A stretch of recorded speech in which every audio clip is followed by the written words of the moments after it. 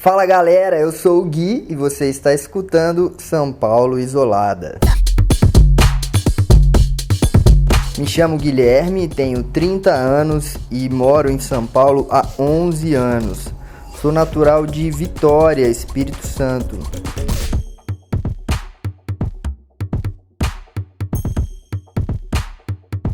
Fisicamente, eu sou branco, eu tenho 1,67 m, eu sou bem magro, uso barba, tenho um cabelo curto, olhos castanhos, cabelo também castanho, um cabelo ondulado, nem liso nem encaracolado, e é isso aí. Pra mim a pandemia ela chegou de fora, foi a minha irmã que estava morando na Holanda. Ela havia chego em São Paulo já com o vírus da Europa nessa primeira onda. Então foi muito assustador, né? Preocupante no começo, que ninguém sabia de nada, né? Era tudo muito incerto, tanto os riscos do vírus, né? As medidas de precaução, né, o que fazer, né? A gente ainda não sabia como que esse vírus se comportava, mas desde que ela chegou, ela ficou acho que 2 semanas, nesses 14 dias que demorou para o teste dela sair, porque nem o laboratório aqui do Brasil ainda estava preparado para fazer esses testes, né? Eu lembro que eu fui buscá-la no aeroporto e meio que brincando, né, cumprimenta de longe, vai que ela estava com vírus, e no fim ela estava. E depois disso, eu fiquei essas 2 primeiras semanas, depois de encontrar com a minha irmã, isolado total de todas as pessoas. Acho que eu fiz a primeira quarentena logo no começo, antes de ser oficializado a pandemia no Brasil, mas logo que eu tive contato com uma pessoa que testou positivo. Então foi muito angustiante mesmo, né? Então a gente também ficou super na paranoia com essa coisa dos espaços, né? Do isolamento, dos talheres que ela comia, do quarto que ela ficava, dos lençóis e das roupas e de toalhas. A gente cuidou dela como uma pessoa com uma outra imunidade, né? Como se ela vivesse numa bolha ali no quarto dela, né? Até lembrei daquele filme Jimmy Bolha. Para ela foi, né? Teve mais sintomas ali de febre e tudo mais, mas ela se curou rápido. Então eu também fiquei aliviado ao perceber que na minha família, pensei, né, bom, a gente tem uma genética saudável, né, resistente. Então se a minha irmã chegou da Europa com o vírus e ficou tudo bem, eu pensei, bom, menos mal na minha família. Mas acho que a coisa que mais me impactou mesmo foi isso. Foi, olha, a partir de agora, desse exato momento, a sua irmã tá com o vírus, não tá se recuperando e você não pode mais encontrar com ninguém, não pode mais sair de casa. Foi bem real, oficial, assim.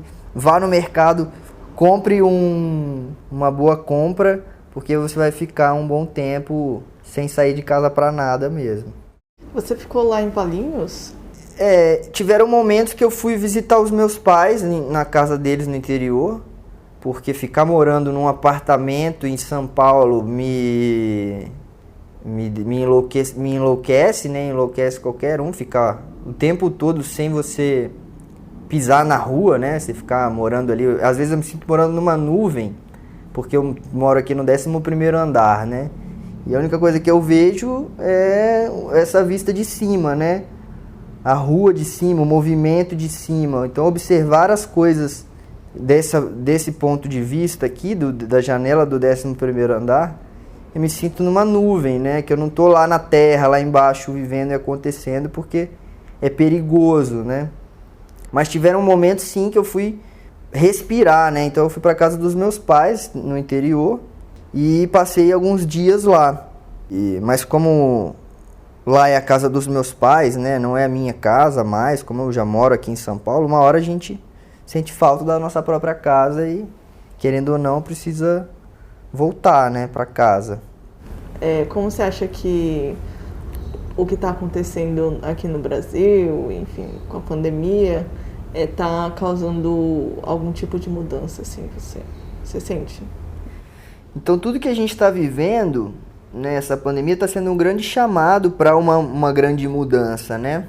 E a gente não muda o mundo sem mudar a si mesmo primeiro, né? Querer mudar o mundo começa por mudar a nós mesmos, mudar o nosso próprio mundo. A gente tem esse poder e essa capacidade de se transformar e não de transformar o outro, né, e o mundo. Então, olhar para o mundo sob essas óticas, essas janelas e essas verdades que eu tenho, que são muito limitantes, como a televisão, o celular, o computador ou até a minha janela do 11º andar, me mostram um mundo que é esse mundo doente, né? Que é esse mundo pandêmico, esse mundo pedindo socorro, né? Esse mundo cheio de conflitos, né? Então, olhar para o mundo aqui de dentro é mais ou menos um espelho, um reflexo. Eu também me sinto sofrendo em conflito. E passei, então, a buscar mudanças dentro de mim mesmo. Então, eu voltei a fazer psicanálise na pandemia. Eu voltei a praticar yoga. Voltei a praticar, né, andar de bike por necessidade, por frequência. Antes eu aproveitava o deslocamento e usava aquilo também como atividade física. Hoje não, hoje eu tenho que parar, às vezes, o que eu estou fazendo, eu tenho que sair de casa só para andar de bike e voltar. Então a mudança veio numa busca pelo equilíbrio e a busca pelo equilíbrio só acontece no movimento. Então acho que a mudança veio nessa coisa de eu preciso me movimentar.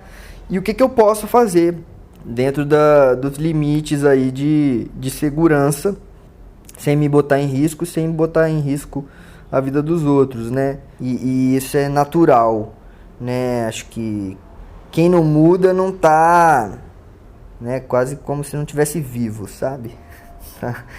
Tá dormindo. Como você imagina o Brasil pós-pandemia? Como você acha que vão estar os ânimos nas ruas? Não sei. Há um ano atrás, acho que há uns 2 anos mais ou menos, eu tirei a minha cidadania portuguesa. E com isso, há um tempo atrás eu cheguei a pensar, bom, e se o Brasil não for mais um lugar bom para a gente morar? Se o Brasil continuar caindo, né, em termos de qualidade de vida mesmo, parece que eu tenho uma segunda casa, um segundo país que pode me receber. Mas é muito utópico isso, é uma mudança muito radical e nem é um plano meu. É muito também difícil de eu imaginar o Brasil pós-pandemia, porque eu sinto que o Brasil está muito pré-pandemia ainda. A gente já está 1 ano vivendo a pandemia. Eu olho assim e vejo o comportamento de muitas pessoas, né? Como se a gente não tivesse vivendo uma pandemia, né? Pessoas que continuaram as suas vidas da mesma forma ou que evitam, fingem que não está acontecendo, né?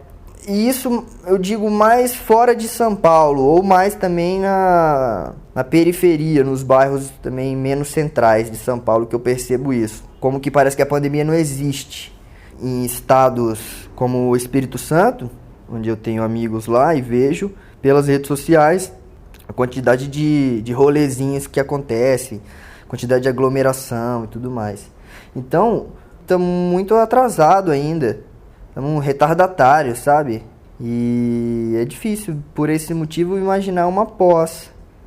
Agora, eu espero uma mudança de governo e acho que com a mudança de governo, por si só, já vai trazer outras possibilidades para o Brasil, porque, né, com esse governo atual que nós estamos, eu sinto que ele só contribuiu para que o Brasil continuasse caindo, né, em termos de conflitos e diminuir a qualidade de vida mesmo.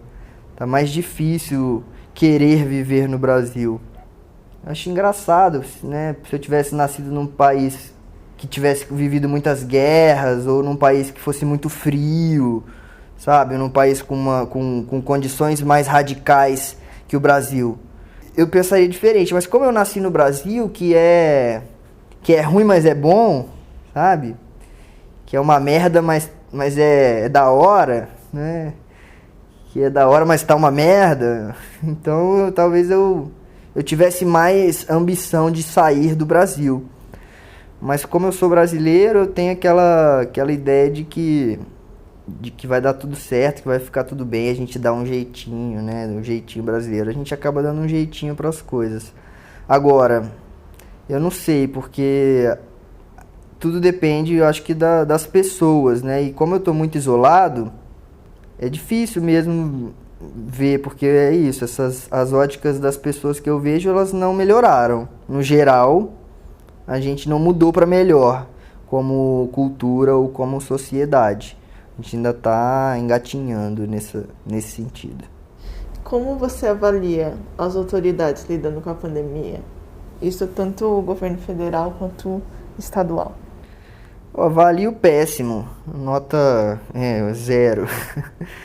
Né? Simplesmente por a gente já ter vacina, né? Por a gente já ter uma prevenção aí para uma doença que já tem, como a gente ter mais controle, digamos assim, né?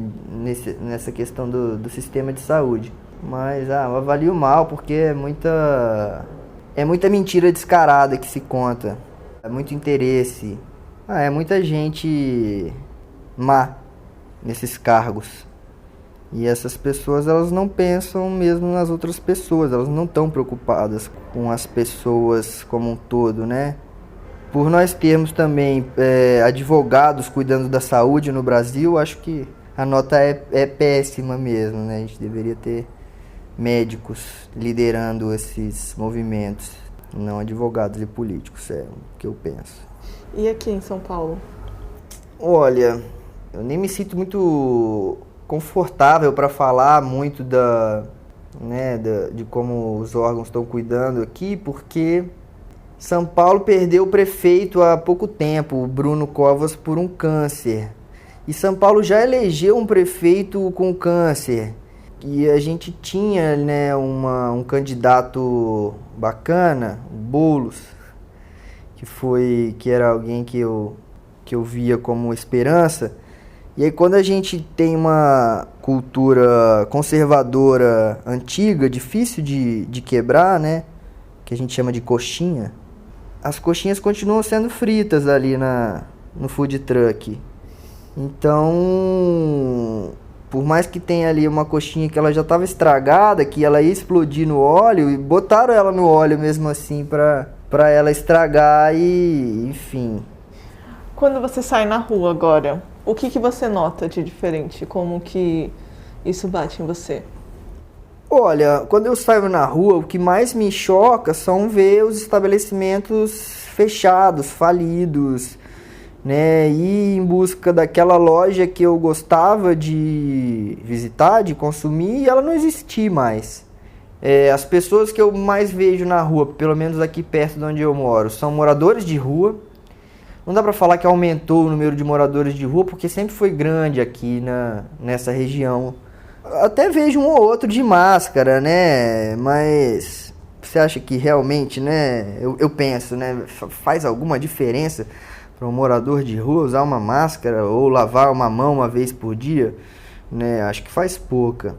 Então é louco isso, porque eu vejo as outras pessoas na rua como inimigas, né? Como perigosas. Não chega perto daquela pessoa porque ela está sem máscara. Faço algum pré-julgamento ou um preconceito de que essa pessoa ela não se cuida, não se protege, então ela é um risco para mim. É meio maluco, assim, ver meio que uma cidade meio fantasma, assim, e muito carro, mesmo assim, muito trânsito. Tem movimento na cidade, mas é um movimento mais de deslocamento do que era aquele movimento bairrista que tinha antes, né, ali das lojinhas e tal acontecendo. Um princípio de Walking Dead aqui, perto de onde eu moro. Você continua fazendo os projetos? Como que anda? Projetos na pandemia, não? Na pandemia, eu costumo trabalhar por projetos e cada projeto tem uma equipe, né, trabalhando no projeto. Então eu tenho esse trabalho online. São grupos, né, de empreendedores, de startups que participam de um programa de aceleração. E esse programa de aceleração tem encontros pontuais. Então a gente tem lá a nossa agenda com reuniões pontuais. Agora, os outros projetos audiovisuais que eu costumava fazer antes, eu acho que estou esperando um pouco, né, ficar mais seguro. Porque é tanto procedimento, tanto protocolo, que eu acho que isso não só encareceu, mas dificultou muito os processos. Eu acho que tem o trabalho que é essa ocupação que nos dá dinheiro, e tem uma outra coisa que é isso, buscar fazer coisas por interesse, por hobby, por prazer, e não só ficar tendo uma relação só de computador, e-mail, Facebook, WhatsApp, Instagram, rede social que faz muito mal.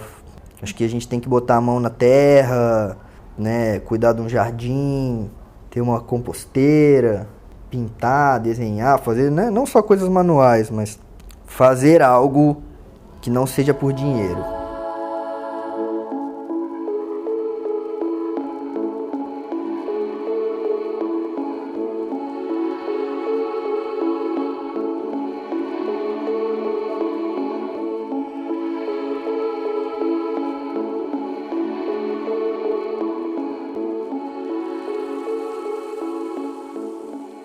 Você pensa na morte? Você tem pensado nessa pandemia? Sim, eu penso. Com que frequência? Não tanta, né? Eu não sou uma pessoa suicida. Mas não necessariamente você precisa ser suicida para pensar na morte. Não, sim, tô dizendo que o suicida é um tipo de pessoa que sempre tá pensando na morte. Né? Ou que pensa... No caso, na própria morte. Isso, tem exatamente. Bom, quando você falou da morte, eu pensei na minha própria morte, né? De fato, a morte, ela tá aí muito mais presente, né? No mundo, no nosso dia a dia, nessa fase, do que já esteve antes na nossa vida.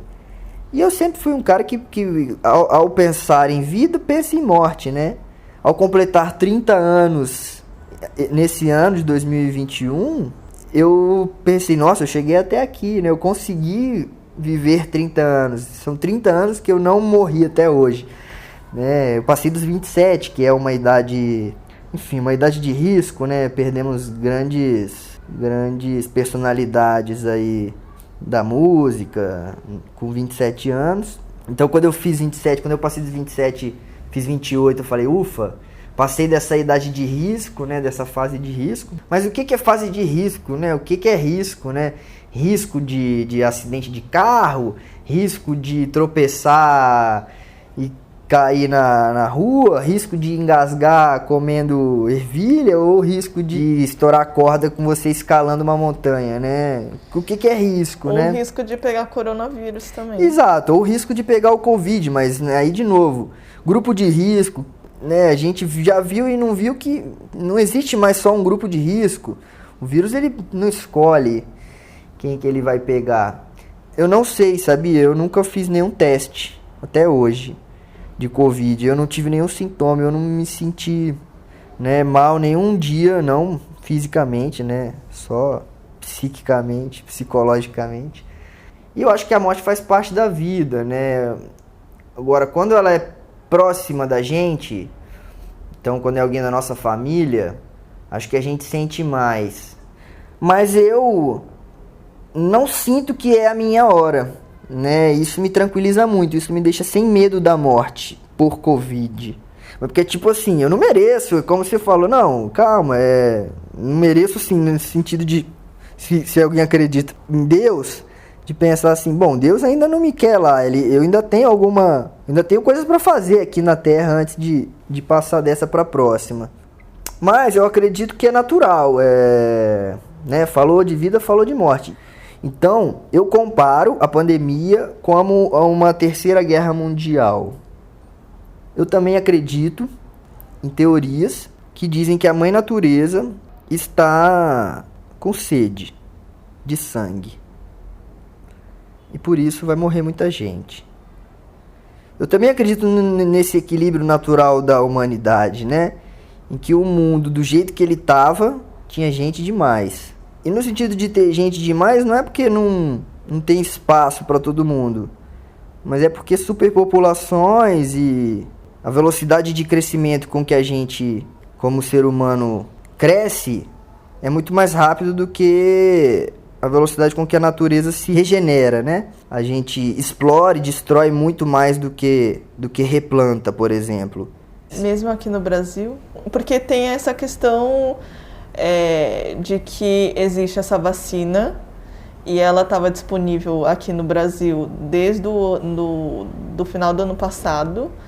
E não estamos sendo vacinados. E aí entra o homem, né, na questão, não é só uma questão natural, né? Tipo, sim, houve um interesse e um controle de não salvar a população. Eu penso nisso, sim, eu acredito nisso, sim. Aí já não é mais natureza.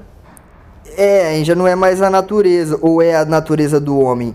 Porque que coincidência enorme que foi ter esse presidente nessa fase do planeta. A gente está aqui no Brasil, é uma coincidência, acredito em coincidências, né? Às vezes eu penso, tinha que ser alguém mau para controlar esse tipo de coisas como salvar a população ou não, dar vacina ou não, nesse momento de que parece que a gente não tem controle, né? Como é o caso do vírus. O vírus ele tem as mutações e agora tem a nova variante indiana e já estão vendo gráficos de países que por mais que vacinaram, está tendo uma nova onda. Então eu penso que no fim morrem pessoas boas, mas morrem pessoas ruins também. Então é uma limpeza energética do planeta. Por mais que tivesse vacina, é isso. Tem muita gente que não acredita que a vacina salva, entendeu? Tem essa galera que é contra a vacina. Então, que ele mesmo fala, eu não vou tomar. Então, no nosso país, a gente convive com essa parcela da população e são pessoas que eu não consigo nem dialogar. Eu divido o mesmo país, a gente divide a mesma terra, a gente divide a mesma nação, mas no fim não divide nada, porque o interesse, a gente tem interesse, o outro tem interesse, então a gente já não divide, a gente já coexiste aqui nessa nação. Então é muito louco, não acho que também vai vindo do governo ou das instituições ou das empresas essa salvação. Ela vem disso, né, de uma mudança individual. E para acontecer uma mudança individual, cada um precisa de do seu próprio tempo, estímulo, motivação, virada de chave, choque de realidade, oportunidade. Eu não sei, né? Porque você precisa de incentivo governamental para as coisas acontecerem. Tem muita gente que precisa desse apoio, de criar essa oportunidade. Uhum. É complicado, é bem complexo esse lugar, né? De pessoas que precisam de incentivo, de pessoas que precisam de um empurrãozinho, né? De pessoas que precisam de um estender de mão, completamente diferente, né? Venha. Uma coisa é alguém indo lá e puxando, vem. Outra coisa é você ir, vai que eu sei que você consegue, é só você se esforçar. E outras que precisam saber que é possível. Porque tem gente que nem sabe que é possível, né? Tem gente que vive muito alienado também, que vive esperando o outro fazer alguma coisa para mudar. E são pessoas, sim, são vítimas, mas são pessoas também que se vitimizam, né? Então essa questão da oportunidade, por isso que eu falei, é muito complicado, é muito delicado, ainda mais no Brasil, né? Onde a gente não tem as mesmas oportunidades, não tem tantas oportunidades, né? A gente tem um problema muito grande de educação, né? Acho que a educação é uma base de tudo. Eu não vejo o ser humano assim como vítima ou como coitado, né? Eu vejo como sem educação, como se ele não soubesse o poder e a capacidade que ele tem até para poder tentar pedir ajuda ou movimentar uma revolução social na sua comunidade. Talvez os bailes funk sejam esse lugar. Mas o baile funk, o lucro que dá com o copão de uísque não tá comprando marmita para as famílias, entendeu? Tá comprando mais... Mas tá movimentando aqueles artistas daquele lugar. É o ganha-pão deles. É o ganha-pão deles, mas nesse lugar, se a gente pensar que tem pai e mãe que explora o filho para ganhar dinheiro... Mas não é uma visão muito... Não, é diferente da minha visão, entendeu? Eu aqui como um homem branco e hétero, cis, privilegiado, normativo, todas essas nomenclaturas que eu me vejo obrigado a dizer hoje, porque eu não me apresentava assim, nunca me apresentei assim. E de repente a gente vive numa sociedade tão chata que a gente tem que colocar um monte de rótulos para nos diferenciar. É porque eu acho que isso é importante, porque já diz um pouco sobre como você pensa. Por mais que sejam rótulos, mas eu acho que isso faz sentido, assim, no contexto brasileiro. Porque, sabe, só pelo fato de você ser homem, já vem toda uma carga que é dessa sociedade que cria os homens. Uhum. É muito diferente da sociedade que cria mulheres, por exemplo. Uhum. Então essa identificação acho que é importante. E ainda mais na questão social, é ainda mais importante no Brasil, né? Uhum. Essa identificação, você fala? É. Mas com o quê? Com eu acho privilégio? Eu acho que é importante porque... Com a minha identidade? Eu acho que fala sobre o lugar de onde você está falando, talvez. Lugar de fala, exatamente. Eu não posso falar de fome porque eu não passei... Tipo isso, né? Eu não posso falar de racismo porque eu não sofri. Então, tem muito a ver com esse lugar de fala. Eu posso falar desse lugar que eu vivo. E desse lugar que eu vivo, ele é muito limitante, né? Uma visão muito isolada. Muito, muito particular, muito pequena. É um reflexo do todo. Muito pequeno. Então, tô até aqui pensando, né? Realmente, eu penso coisas diferentes. Mas eu também não tô militando essas coisas, eu não tô gritando, né, pro mundo. Eu não tô estampando na minha camisa, né, nem na minha cara. Eu sou uma pessoa mais discreta, né? Mas ao mesmo tempo você fala que é chato fazer isso. O quê? Se identificar. Não, eu falei que o mundo tá muito chato porque ele colocou todos esses rótulos, né? Ou todas essas regrinhas, assim, que... É que esses rótulos sempre existiram. Eu acho que agora a gente só tá falando assim, olha, isso existe. Olha. É porque sempre foi silenciado. Sempre e hoje existiram. A gente tá falando sobre isso. Quando eu digo chato, é no sentido do amigue. É meio que assim, né? Como se você esperasse que eu dissesse isso na minha fala, na minha apresentação. E como se eu só estivesse dizendo porque eu estou me apresentando aqui para você nesse podcast, né? Mas se eu tivesse, não sei, me apresentando numa outra situação, provavelmente eu não usaria os argumentos para aquela situação. Me comportaria de acordo com o meio. O meio é a mensagem, então eu vou falar de acordo com... que eu considero importante, né? Que eu estou vivendo e que eu me preocupo, né? Então eu me preocupo, bom, como é que eu vou ser visto, ver e ser visto, como que a sociedade vai ver e ser visto de uma pessoa que é completamente alienada dessas questões. Então, por mais que eu diga que eu acho muito chato, eu entendo que isso esteja acontecendo. Sempre existiu, mas hoje está ganhando muito mais força. Hoje está sendo repercutido muito mais, hoje está sendo discutido. E aí a gente vive traçando esses perfis, tentando estudar o comportamento do ser humano.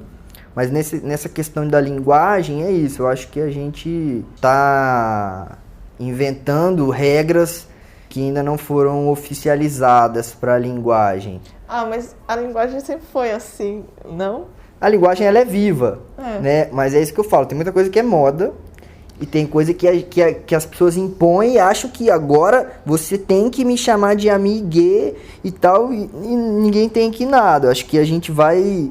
A linguagem ela é mais forte do que o próprio... Né, um ser humano dizer e dizer isso é muito difícil. Ele precisa de que outros seres humanos repitam, acreditem e passem a dizer para que a língua, então, ganhe um novo significado. Mas ela é viva, ela é constante, ela está em constante transformação.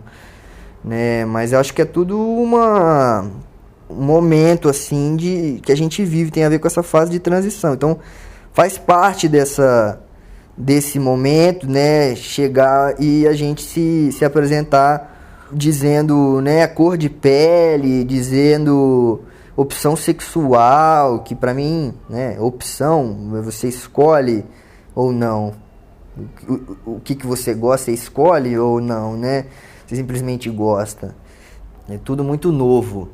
Então, tudo muito rápido. A gente ainda está aprendendo a conversar como uma nação, ou não como uma nação no Brasil, mas como uma... É porque falar raça é um problema, mas como uma raça humana. A gente acha que está... Ou brasileira. Não, ou humana. A gente está conseguindo olhar para o mundo e o ser humano tá começando a aparecer como ser humano e não como... indiano, chinês, americano, brasileiro. Acho que a gente está começando, tá? É muito precoce isso. Mais do que a pandemia no Brasil. Mas a gente está começando a olhar, ou eu pelo menos, né? Começando a olhar para o ser humano como ser humano. Para daí conversar e buscar ver, entender que tipo de ser humano que é aquele. Né, da onde ele veio, como ele chama, ok, são perguntas legais, mas a gente só vai fazer depois de olhar e perguntar se a pessoa tá bem. Acho que o melhor jeito de conhecer alguém é perguntar, oi, né, como você tá? Quando a gente tem esse olhar para o ser humano. Porque quando a gente para e olha de verdade, a gente às vezes nem precisa perguntar. Só com o olho a gente já sabe. O que você quer para o futuro do Brasil? Eu quero para o futuro do Brasil respeito. Eu quero para o futuro do Brasil educação. E eu quero para o futuro do Brasil cultura. E o que você quer para o seu futuro? Eu quero para o meu futuro leveza, eu quero para o meu futuro espaço e eu quero para o meu futuro saúde. E quando eu falo de saúde, tem a ver com, né, saúde física, saúde mental, como tem a ver bem-estar. Eu quero me incomodar menos com o mundo. E participar mais do mundo como ele é. Me privar menos de participar do mundo porque ele é desse jeito, né? Eu quero enxergar o mundo com esse olhar de positividade, de mudança, de salvação, né? Com esse olhar de sustentabilidade, com esse olhar de renovável, sabe? Eu quero pro futuro mais conexão com a natureza, menos tecnologia, sabe? Eu acho que a tecnologia ela ajuda, mas que ela também deixou para trás a nossa conexão entre pessoas, com a terra, consigo mesmo, né? Eu quero paz.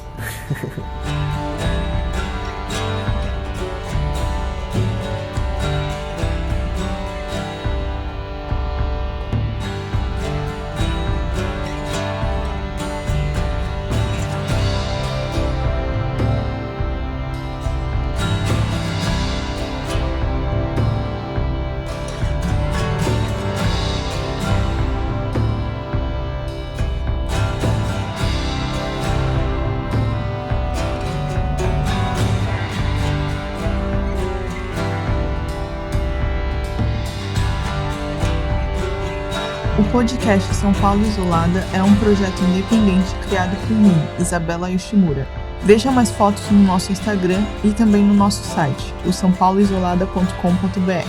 Lá você vai encontrar essa conversa transcrita e também vai poder assinar a nossa newsletter com dicas do que fazer nesse período de pandemia. Toda sexta-feira você recebe um resumo das conversas que aconteceram ao longo da semana, com as dicas culturais ou de comportamento de cada pessoa entrevistada.